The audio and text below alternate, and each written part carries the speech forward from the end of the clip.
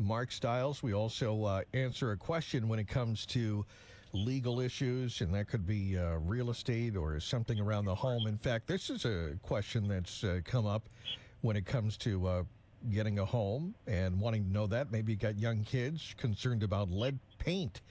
What do we need to know about lead paint, Mark? I don't know. I have no knowledge. Those are the number one answers that you would get in that scenario, right? So anyone who's... Were you nervous that I didn't know the answer to the question? It was a good acting job. This is a first, yeah. I thought that was it. Get back to you. I'll get the answer and get back to you. Thank you so much. That's Feel Good Friday with Mark Stiles. No. Okay, stop the music.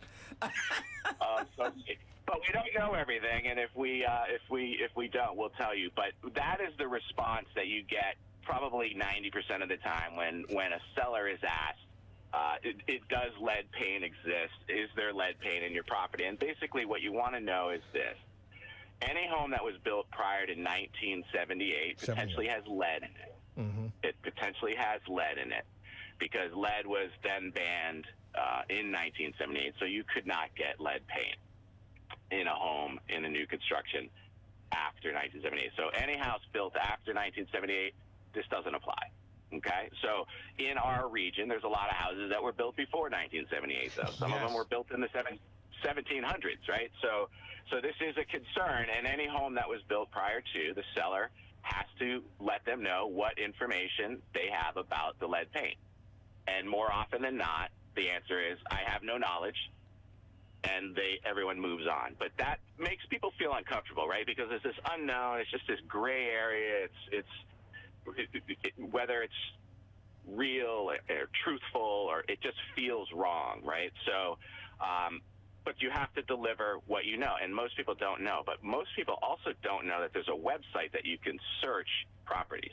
Here in Massachusetts, it's easy to find. It's a long link, so I'm not going to give it to you, but it's the Health and Human Services Department of Massachusetts government. So you could just type into your Google machine and say lead paint registry in Massachusetts, and it'll come up, and you could put in the address and the town, and if any point in time that property was inspected, it'll show that it was inspected, and it'll show what the results are. But as you may know, many houses have never been inspected because there wasn't really a reason to be inspected, so they may not be on that registry. But it is a good opportunity if you're looking at a house, you're doing your due diligence, and you're looking up a bunch of different things, why not look that up too, right?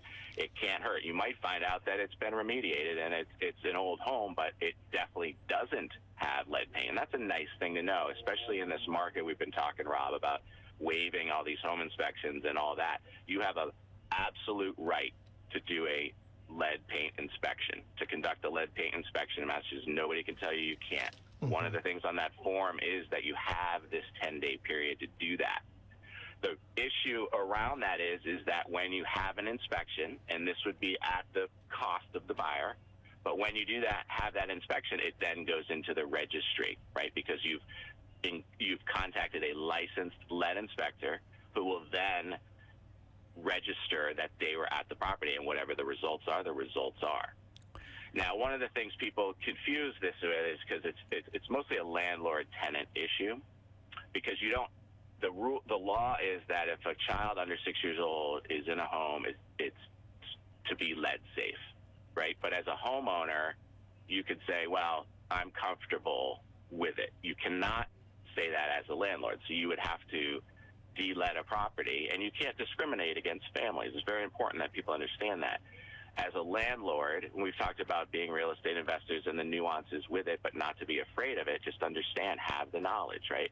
If your home has lead in it and there's a family that wants to move into it, you would be required to make it lead safe.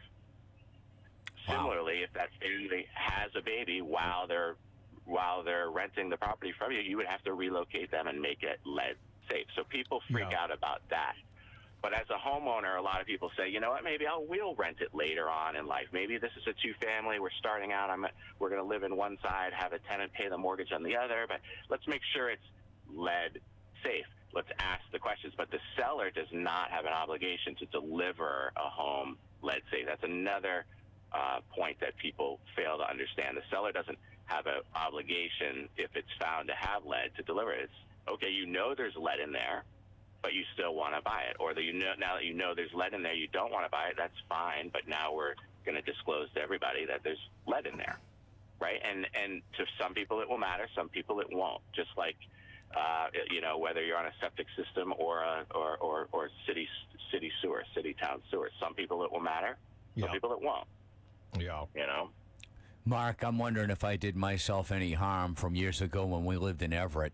We used to have those radiators where you could turn the switch and water would actually come out. And my older brothers actually taught me how to drink out of the radiator. I don't think that was probably a good move, do you?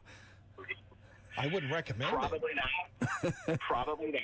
I would definitely not advise doing that or eating lead paint. But nonetheless, the knowledge is the key, right? Do I know if there's lead paint in here? And if so, do I want to make the decision to make it lead safe? Yeah. Now, there's, like I said, if you're a landlord, you're maybe required if that family wants to live there. But if you're living in it, or you're selling it, you don't have an obligation, a mandate, if you will, to do that. All right. Feel Good Friday with attorney Mark Stiles. Mark, if people want to talk more about it with you, how can they do that? The best way is the phone, 781-319-1900. And what we like to say is, we don't know everything, just like the lead paint, but we know everybody. So if it's not somebody in our office that can help you, we know we could save you time and find that right person that can help you. Because knowledge is king. We have the YouTube channel. We encourage everybody to go check it out. It's me, some of the attorneys, some are in cartoon, doing frequently asked questions like we're doing here on the Feel Good Friday. So YouTube, Stiles Law, plenty of information there. 781-319-1900 is the best way to get us. Attorney Mark Stiles, Feel Good Friday. We do it every Friday at this time on WHD. Mark, have a wonderful weekend. You too, guys. Good luck. Thanks, Mark.